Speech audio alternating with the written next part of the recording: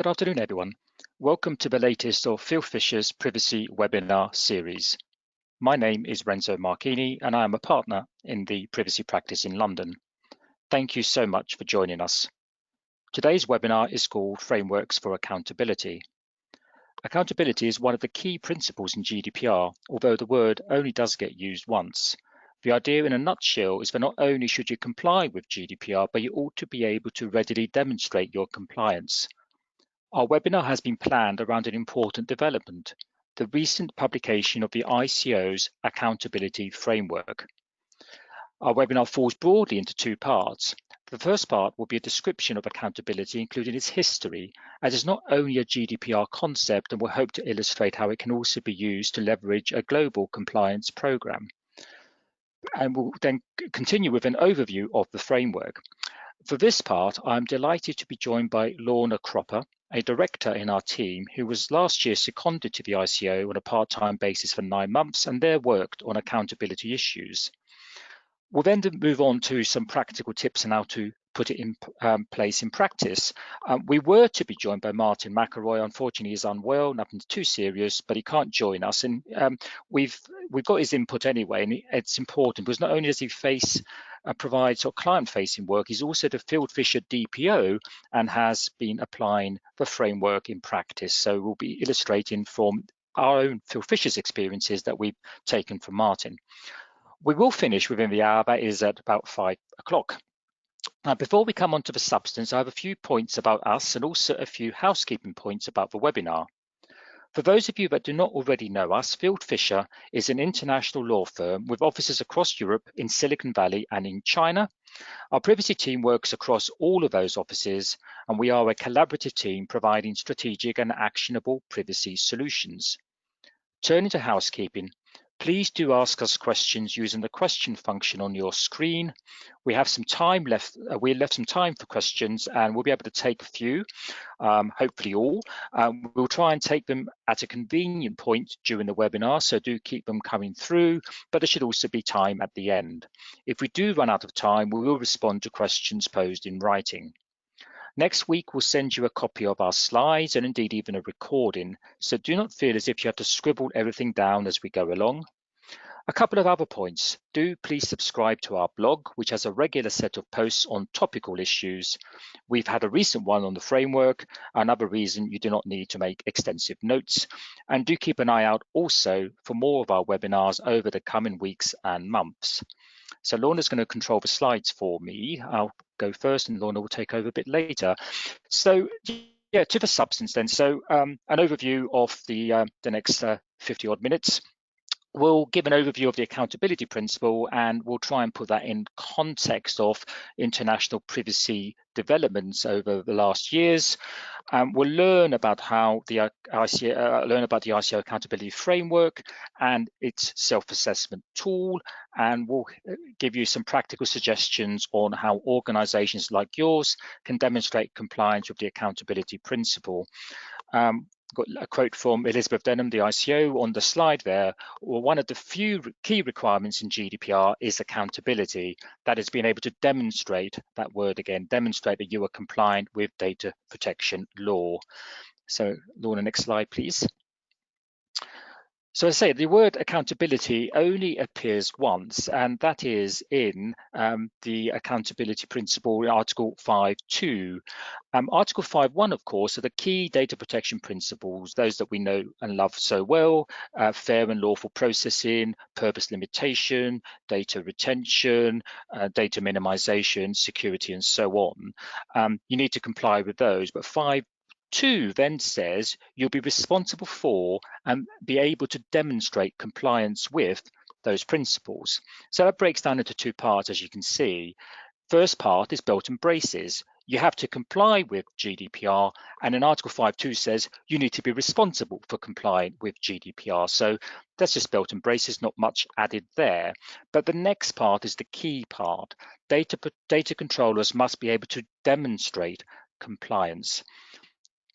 The other article, which is my next slide, thank you, Lorna, which touches on demonstrability of your measures is Article 24, and that asks a controller or tells a controller that they must implement appropriate technical and organizational measures to ensure and be able to demonstrate, the word demonstrate again, that processing is performed in accordance with this regulation.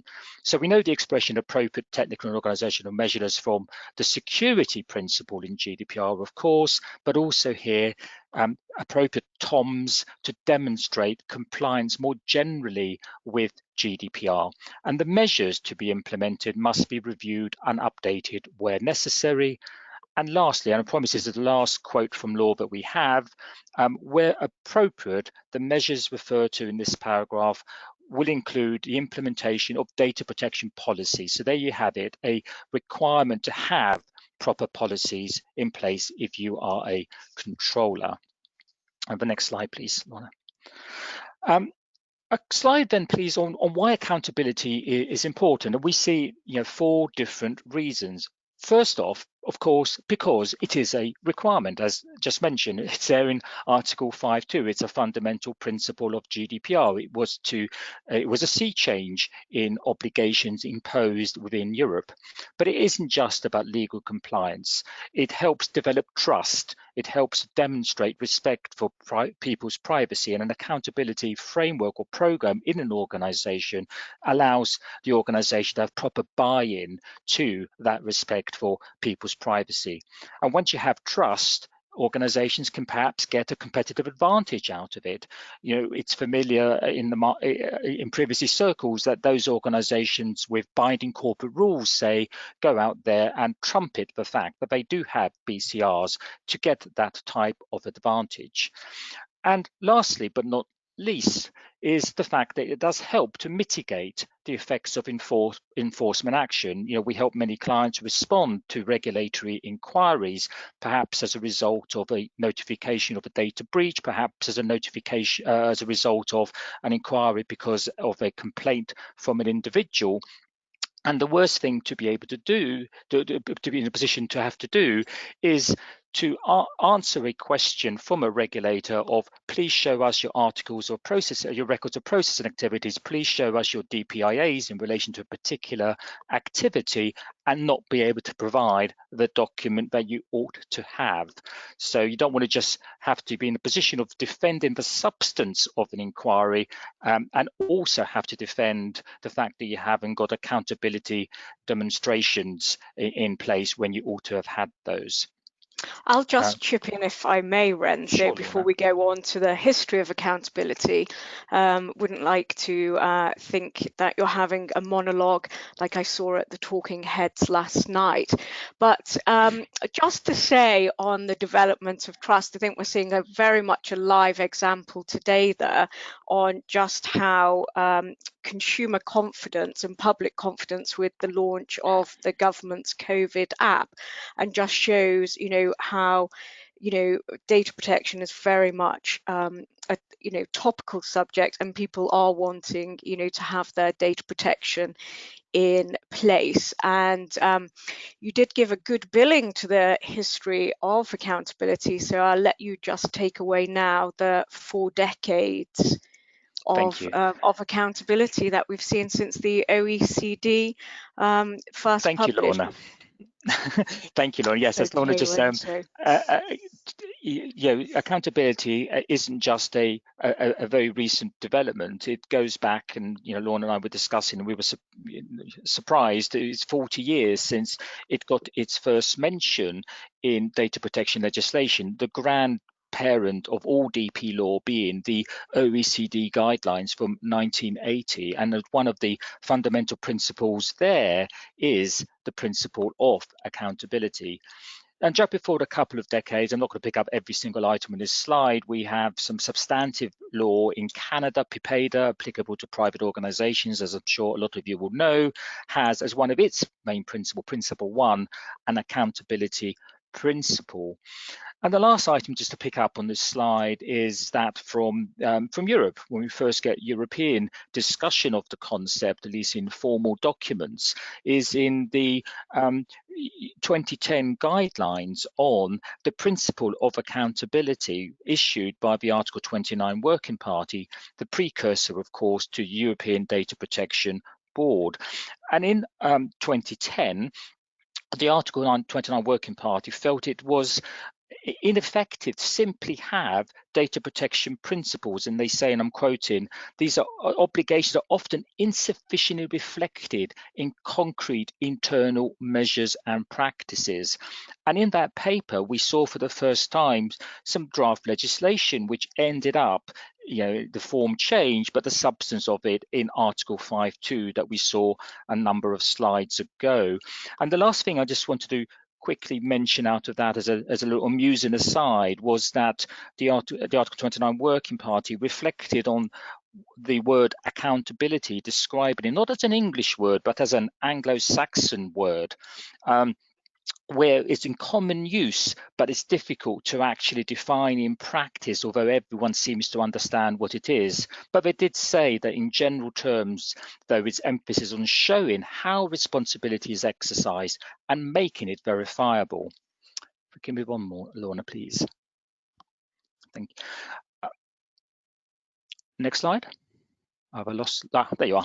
Well, if I may just say, that was more to do with the technology, not my following your instructions, Renzo. Thank you very much for that clarification, Lorna. The privacy. The next slide is all on how the framework is not. The ICO framework is not the only way of addressing accountability, and there's other frameworks, tools, and indeed tech vendors out there. So some obvious examples on the slide of ISO 27001 NIST in the US, and those of you that like Phil Fisher are accredited to ISO 27001 will know that since GDPR, privacy has become an important adjunct and factor in developments of standards in that suite, and we do now have a specific set of privacy controls in 27701. And I had a technical problem there, so forgive me. And lastly, the last bullet point is that there's lots of tech vendors out there with tools to help.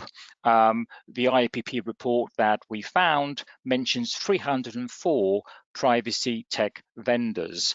We didn't have space to include 304 logos, so we deleted 300, and there's 4 of the prominent ones there. And some of you, I'm sure, will be using some of these tools.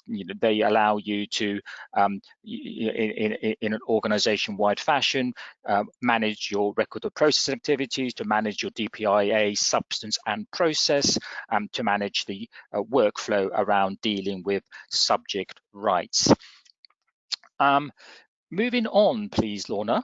And now I'll begin to tell you how the ICO has come into this frame, and the first trailer really for what's now the framework sort of appeared in the Information Rights Strategic Plan a few years ago now, where there was an emphasis in the ICO's priority to help organizations deliver the responsibilities and give public confidence in an approach to privacy.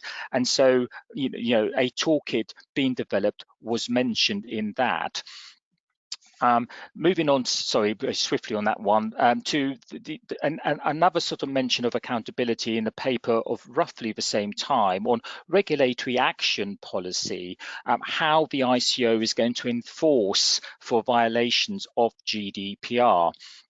So there's a few quotes there, which I'm picking out one on the slide, but other than that, breaches involving a high degree of intrusion into privacy without having done a full DPIA can also expect to attract regulatory attention at the upper end of the scale of powers and actions that they might be able to take. So, no DPIA is a big black mark in them addressing a particular alleged violation. Their approach, they also say, will be to encourage and reward compliance. Those who can demonstrate strong information rights, accountability arrangements will expect us to be able to take those into account when deciding how to respond. And then again on the slide now, in taking into account the penalty to be imposed, they will take into account a failure to implement the accountability provisions of the GDPR. And that brings us nicely on to the accountability framework, which in a moment I will hand over to Lorna, just to simply say that, it's incredibly fresh. It's hot off the press in beta phase 2 weeks ago today, wasn't it, Lorna? And there's That's correct. a survey open until the 2nd of November. So, do go away and look at it if you haven't yet after today's webinar. And if you like what you see, or if you don't like what you see, certainly contribute to the survey and consultation. Lorna. Thank you very much, Renzo. So yes, we do have the launch of this accountability framework, and I think, for any regulator who's wanting to enforce, and it's good to know what those benchmarks are, and what you do need to achieve to do that, given how overarching the GDPR obligations are. And the whole of the framework has been one quite extensive consultation process. There was originally a survey, then there was a roundtable session as well. So we are seeing a lot of user engagement from the ICO with its stakeholders and those paying the registration fee. And how the accountability breaks down is it takes 10 categories, very much familiar categories of those obligations within the GDPR for controllers. And so, for example, leadership and oversight, how those reporting rights are fitting in across companies and organizations. Training and awareness, how aware are people within the organization. Transparency, which is a fundamental key of the GDPR privacy notices. Also, data subject rights engagement, also contracts, data sharing, all very important with many obligations. The record management, Article 30. I won't continue to go down each one ad lib because I think everyone can see those, but also very familiar with them. But then what we do come on to is what the ICO's actual expectations are. So whilst this is quite clear in front of me on my 24-inch screen, I am aware that people will be looking at this in different sizes. But what the ICO has done is that it's broken down each one of those 10 categories to then say what its expectations are within each one, and then again takes it down a further level to say how to meet those expectations, what you can be doing, actively to show, how you can demonstrate how you are implementing. Because what accountability is not is a checklist. It is about being, active, making sure that if a regulator or a stakeholder comes to you and asks, how can you demonstrate you are complying with the GDPR? You have things in one place. And you can, whilst you could maybe have a link to those things, you do have them, that you are able to show, how you are dealing with data subject rights requests, how you are handling any data breach incidents. Of course, there are incidents which won't necessarily need to be reported to the regulator, but will need to be recorded internally, and what you need to learn from those incidents which your employees, contractors are making. So it is about everybody being accountable, and we'll come on later to discuss how that is done. Lorna, if I might interject, Yes, someone you're close to this detail. I think you might have seen it in the very early stages before it became public. Those of us to whom this is sort of fairly new, because it was only sort of published a couple of weeks ago, and we look at these 10 or so tabs, and I don't know how many rows there are in each of these tabs, it might appear slightly overwhelming. I mean, where would you suggest people started? Well, I think hopefully, and yes, I do appreciate there is a lot of detail. And what I will say, whilst you did mention I was on Secondment last year, it was actually the last financial year. So I was on Secondment up until the 1st of May this year. So I am very familiar with this. But what I would say is, I think what we've seen with clients and what we've heard in, just with peers and across the data protection community, often there are areas which people feel that their company needs to address. So perhaps if you've got one of those more challenging areas, or you're finding you're still getting a lot of data subject access requests, you perhaps pick up on one of these tabs, go through it, or perhaps as a very positive starting point, you take something which you're very comfortable with, which you are adhering to well and complying with well. And also actually, as we'll see as we continue throughout this webinar, how the active tools, so in fact I'll just move us on along because this Before you do that, dovetails very. Lorna, I've got a Yeah. question from Oh, right. the Yes. audience, who asks about the Excel spreadsheet that you saw, and could it be Mhm. distributed? Obviously, well, it's not obvious, is it? But it's not our document; it's the ICO's document. It's publicly Indeed, it is. available. Where can It people is. find? Yeah, so people can find it on, so it's on the ICO website. I do believe when I last checked this morning that the accountability framework is still the leading item. If you go into that, there is a blog about the accountability framework, and then it's called the tracker, and you can download it in Microsoft Excel, Yeah, and then you can save it, you can manipulate it to the extent that you can add columns and comments for yes, yourself. So that's where it is available. and We can also add a link it's on when we our blog send. as well. Yeah. Another plug for our blog. It's on the Field Fisher blog. You've got a link to it as well. Indeed, and, But yeah, and also where we can just send out yeah, the yeah. copy of it too with the slides. Thank you. So yes, so as I was just saying about how accountability, it's an interactive thing. So we do have these interactive tools from the ICO. Not only is there a tracker, which I'll come on to in more detail about how you use that tracker, but there's also this self-assessment tool, which is a very good way to see where you're at now. I mean, the GDPR is pretty much coming up for 2.5 years. Of course, given the pandemic, not much of a fanfare of its second anniversary, although people have had to make adjustments with data protection due to COVID.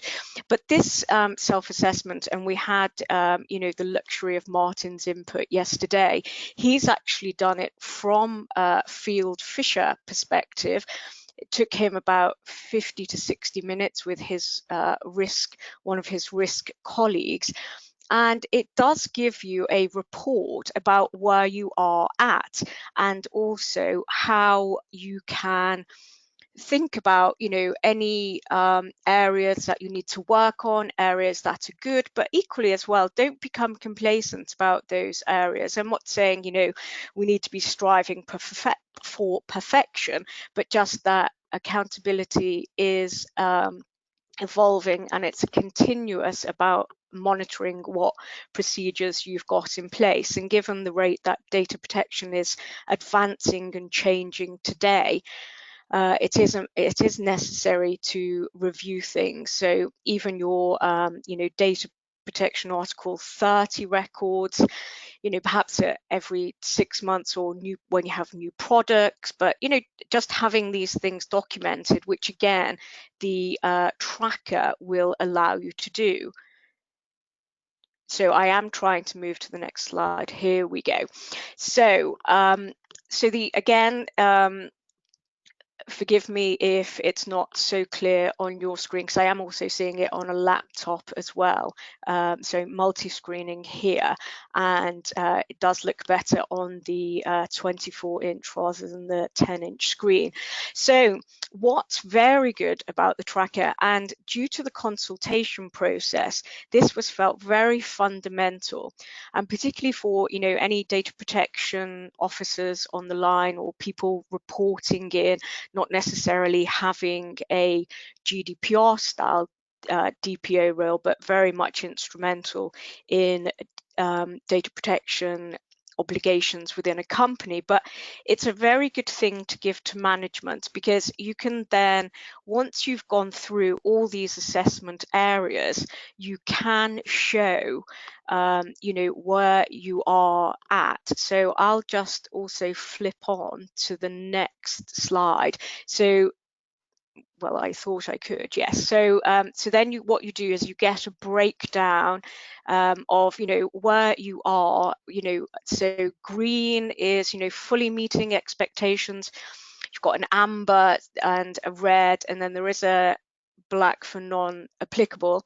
I will just caveat, so in true lawyer fashion, just to say this reporting output is not where Fieldfisher is at. This is just fictional for these purposes only.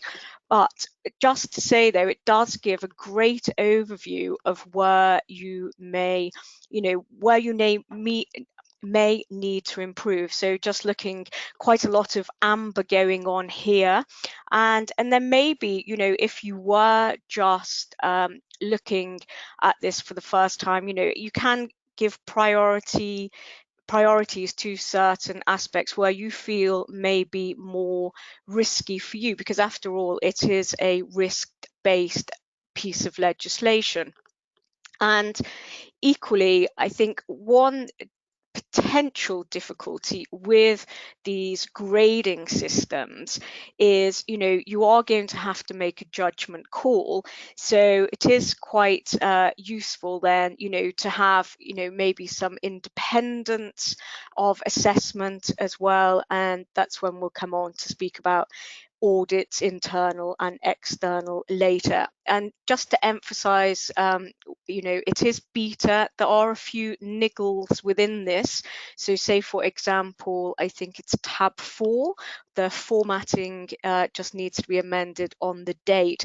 But again, what's really good, you can see the outstanding actions. When we go across the screen, you can give someone an action, make someone needs to be actionable for the task in hand. So very, very good for making you accountable of your accountability framework. And so just going to pass over to Renzo just to explain, some of these things people may be doing already, Renzo, wouldn't you agree? But just maybe not in the same style.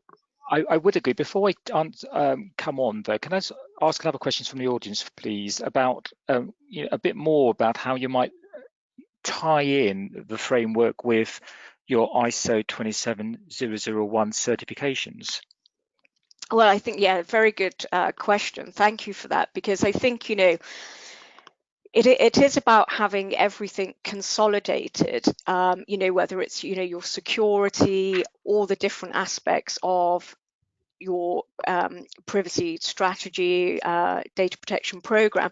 And I think, they do complement each other. There's no one way to do accountability. It's finding out what works for your company, how it's best. You could potentially, you can import things. What would be good if you have it all in one place, say like on a workshirt site, you put all the various documents in there. You can embed things into different documents just so that you know where your security documents are. You can see, you can have a report. One thing that we ought to highlight as well is that the tracker and the self-assessment are standalone documents, so you do need to populate the tracker as well. So yes, I mean, you can, I think it's a matter of how you can merge them yourself, Renzo, as well, but Thank you. most definitely doable. And, that's how Martin will be approaching his, for the firm, is, pulling it together and keeping everything in one place, but then referring out and back and linking and embedding different documents. So you can actually have maybe one Thank you. one particular document that brings it all together, but you know where to reference out to. Thank you for that insight. So just briefly then on for me before giving back to Lorna again, just you can look at all this and you can think, oh my God, what have I done that takes us anywhere near complying with the ICO's framework? And our answer to that is, well, don't despair if you haven't. If you look at this and you think there's too much red, there's too much orange. Actually, if you look into your privacy program, you've probably got some building blocks there. You probably do have, most of our clients certainly do have data protection policies and procedures. They will have data protection impact assessments and processes for triggering whether or not they're needed and actually carrying them out and sign off workflows for them. They will have a register of contracts with data processors and Article 28 contracts with them, Article 30 records, and so on. So there's no need to think for many organizations, hopefully 2.5 or 2.25 years after the beginning of GDPR, you ought to have some of it already there upon which you can build. Lorna, back to you. Thank you, Renzo. Just needing to unmute there. Sorry, I was a little perhaps. And I will, perhaps by the end of this, I'll get used to the clicking of the slides. It's just a little temperamental. So training, I'm sure everyone on this call has done some data protection training, hopefully more recent than, than not, and also is perhaps, responsible for implementing that training. Training is a big part of the GDPR and also a large part of how you demonstrate accountability. It's often a reason, or lack of training, often a reason why we do see data incidents happening, not always a Article 32 data breach, but there's sometimes training required. Also just about what enforcement action are we seeing across the EU? Always good to keep up with the European Data Protection Board's website, where it lists the news of what other data protection authorities action they've taken, and to see how that what you may need to do in order to respond and how you can mitigate against those things. So it's about keeping training up to date and also having metrics for that training. For example, who's been trained, when were they last trained, pass marks, how much training needs to be done. What we have seen is, a lot of times, particularly when there's a high turnover of employees or large number of employees, where we've had a lot of data subject access requests and certain key messages have not always hit home as strongly as others. How do you perhaps alter that training? Of course, it will be bespoke on occasions to your own organization, and just making people a bit more aware. Data protection today, it's just very much, center stage. It's on the front page of, the press. It's leading articles on news apps. There's no getting away from it. And I think, people just need to be aware. And of those metrics, just going back to that second bullet point on this slide, is how you can then report those in. And we'll come on shortly to look at key performance indicators about improving processes and how you can, continue to evolve and improve, but also, how are you meeting, your obligations? And Martin was saying yesterday how he's, putting metrics together as a DPO, reporting into our managing partner and the executive committee. And, there are a lot of stakeholders within businesses who want to know about data protection and how it's happening. So also it's not, and certainly on an accountability point of view, it's not sufficient to say, yes, we hold training. No, you need to be able to say, yes, we hold training, we've updated our training, people are aware of the training, people know what they need to do. Have to admit, even myself, I do have an example further in the slide deck of how, I did followed my surname and became a cropper just earlier this week by sending, thankfully not a client, confidential email to a colleague's Gmail account. It was just purely factual, Renzo, so no need to be recording anything, but it did go to his Gmail rather than his his Field Fisher. So yes, we can all I'm become a relieved to hear cropper. that, Lorna. Thank you. Yeah, we can all become a cropper with the benefits of auto correspondence in the addressees. So I'll just move on at this Thank you. point. So as we have said, a bit like, the repetition of demonstrability and, be implementing, so we have continuous improvements. And just to emphasize, and it is also on the blog of the ICO, it's not a tick box exercise. So yes, there are a number of lists within that detail of the Excel spreadsheet, but what is very much key to accountability is how you're actually doing. So yes, you have a privacy notice, but how are you handling those data protection access requests? How easy is it for people, etc.? And it's a cycle. People talk about an accountability wheel.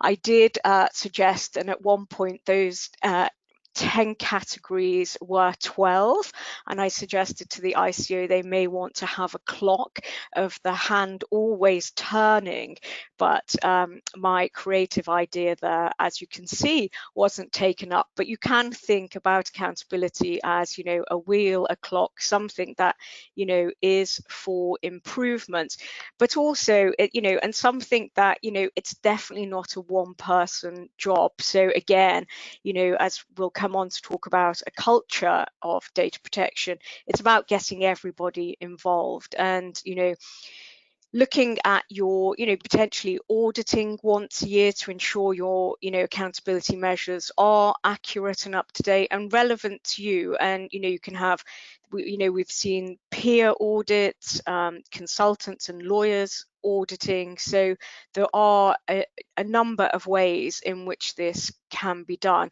And so how do you measure where you're at? Yes, you can print out your report from the ICO, and then equally, as we prepared it earlier, again, not indicative or evident of where purely fictional for where Field Fisher is not at.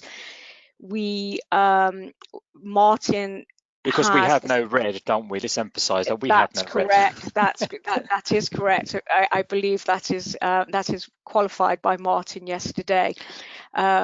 Always room for improvement, as I'm sure. Well, maybe not everyone got on their reports, but school reports. But yes, and I think you were educated about the DSRR yesterday, Renzo. Indeed, yes.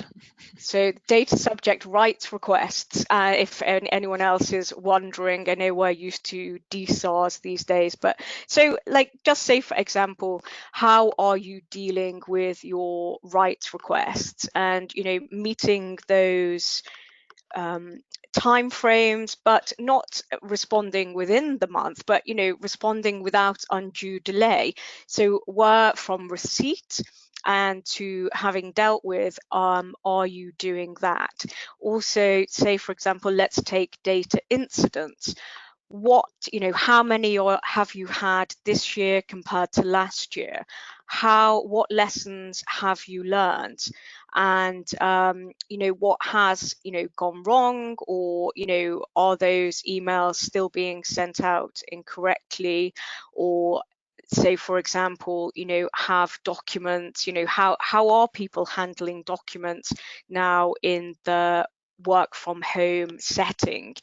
Again, the training and awareness. And say for example, the taxi, I think it was a Denmark Tata, which was one of the first GDPR fines in Denmark, and how whilst they did have a data retention schedule, they weren't putting it into practice. So again, how are you able to demonstrate that you are not only doing, or not only do you have the policy, but you're actually complying with your own policy and implementing everything there?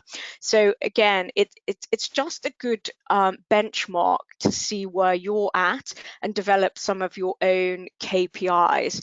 And so just some reasons for how you can score, what you can do with those scores. So say for example, just reflecting on that incident KPI in further detail. So maybe you don't have how many incidents you do have logged, how far they were escalated, if you did have any ICO notifications. And then again, it's always about those lessons learned as well. And similarly with having the DPIAs, and have you checked the blacklist, and are you making sure that where you are developing new products and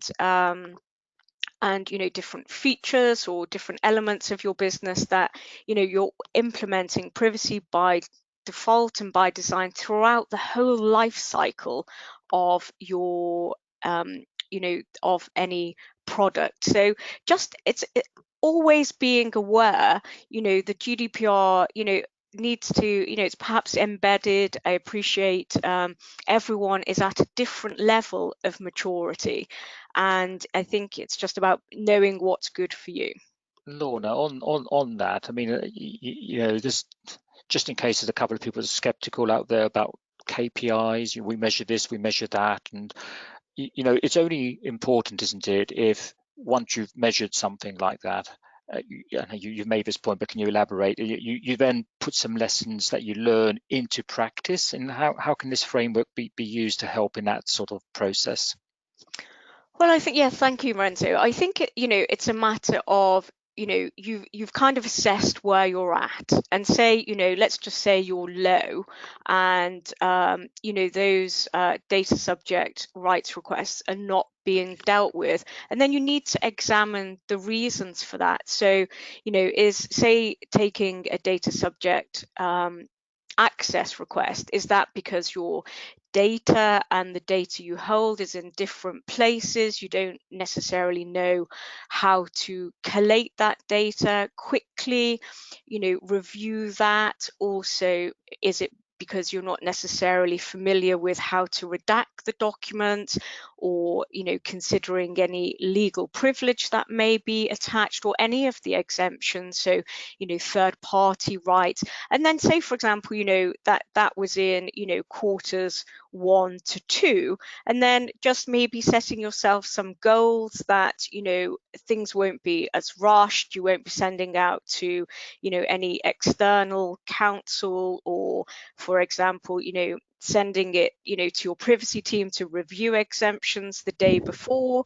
It's just just kind of taking stock, giving yourself a bit of a higher benchmark for next time, and then just seeing how you can improve, perhaps, speaking or giving some internal training to those who are dealing with them, and just exploring how things can be a bit less stressful, more fluid, just dealt with in a more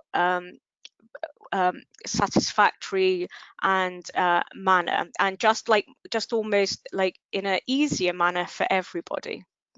Thank you.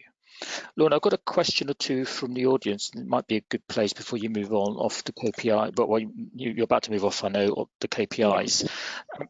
First of all, someone's asked about the Excel spreadsheet and the form, as whether or not they recommend, or we recommend, and maybe I'll answer this, recommend we get a law firm to do it for us. Well, it's done on paper, we'll get a law firm to do the assessment under the banner of legal privilege.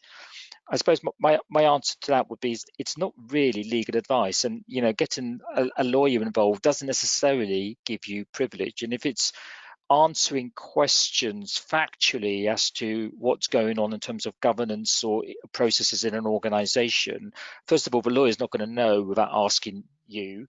And secondly, whether or not you've got a training program for new joiners, whether or not you refresh the training, appropriate period a year, whatever is appropriate, is a factual question, which the answer yes or no to that is not legal advice and not going to be privileged. Lorna, have you worried about that or thought about that before?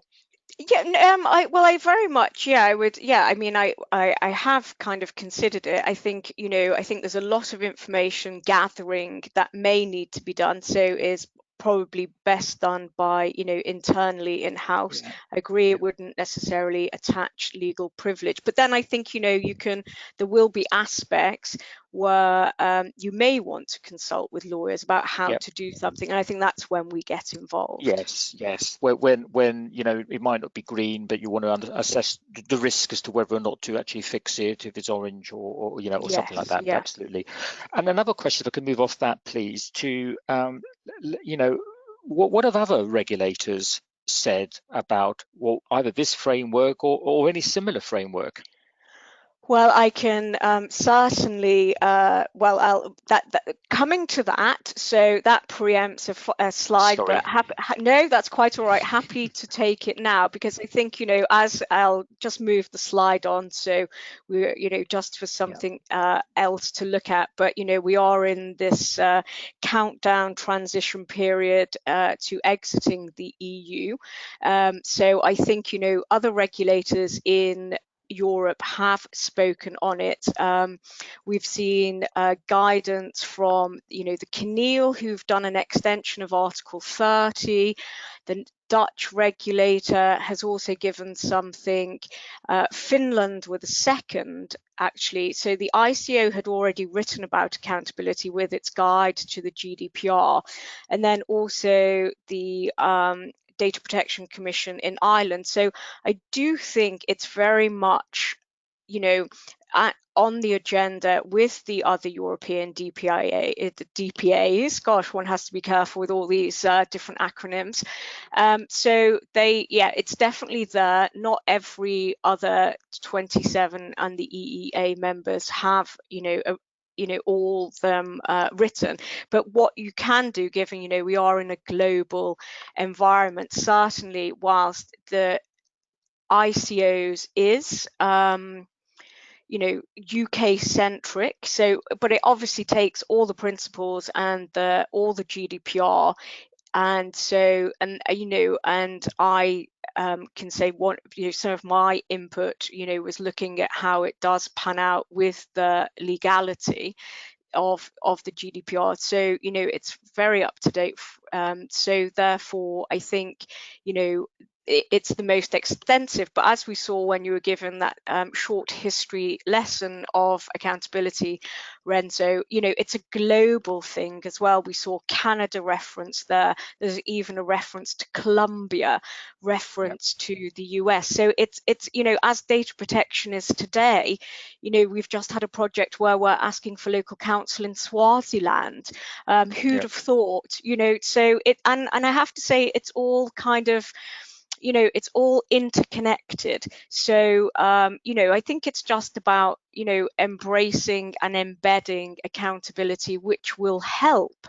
And also, I'll just move back to the slide, because what we do see here is the importance of having a benchmark of a general accountability for where you're at, but also anyone familiar with the ICO's age appropriate design code, the new code, well, they're now calling it the children's code, which will be, it's in force. It will be applicable from the 2nd of September next year. But what this is about is for Internet Society Services, anyone providing anything online to children, which is actually under 18, because it takes the United Nations definition for children, so different to the age of consent. But importantly here, after the 15 standards that are outlined, we have governance and accountability section. So not only will you have to have your general benchmark of accountability, you'll then have to show how for example, if you or any of your services are likely to be accessed by children under 18, you have this accountability in place. Equally, if your services aren't, and I think this is what we're often seeing now as well, if your services aren't, so if you don't need to do that, why don't you need to do that? So you didn't need to report that data incident, but why didn't you need to report it? So there's a kind of, everything about accountability is woven through people's programs.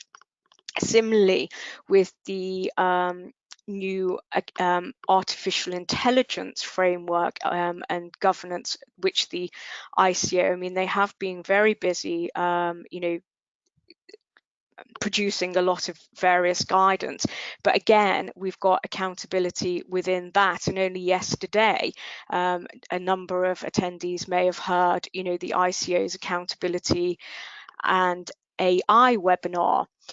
Also it's about what's happening in data protection, how you remain agile for that. So, Schrems 2, if did have the privacy shield, what amendments are you now making? Also, as we've referenced Brexit, and what transition do you need to be making? Similarly, with COVID, we were about to go back into the office. There's now been, an unfortunate rise in the infection rates, and people are back working from home, and the view is this could be going on till spring of next year. But again, it's about making sure your data protection reflects what's happening. So there was a thing of how everybody is online, well, office workers, even people who aren't office workers are doing a lot of video calls almost at a particular provider there, but of course there are many, and so we are, one of our recent blogs, anyone not heard that we've got a blog on the line will know that we have also just launched like a set of COVID documents that some people might need for data protection. So, it's a continuous culture of data protection that needs to be established. So I won't necessarily, I mean, we could almost play, if anyone is a familiar watcher of Have I Got News for You, it's almost like saying, pick one and say, what does this relate to? But it's not the odd one out. And of course, that would only be 4 in any event. But establishing a culture of data protection, everybody just being aware, so of course, as I was mentioning, my mistake of, sending my colleague Rob Fett the wrong email, or to the wrong email address. Of course, in the Field Fisher data protection team, we do all eat, sleep, live privacy, and just having that the tea point. Now we're probably having virtual tea and coffee once more. But the arrows, I think, are perhaps the most important, because data protection, it needs to come from the top down, the bottom up, and laterally as well. And it's not a one-person job. Everybody needs to be on board. And I think that would be the message, the biggest message of establishing a culture. And it's something that the ICO does talk about in its information rights or information strategy rights plan. So we have looked at this slide, so I think we're good to go. But I think just to say that it's not a solo effort by the ICO. They've obviously seen there is a need for an accountability framework, and I think and equally when they did the consultation, both by way of survey, round table, they're now wanting this to also be an open dialogue.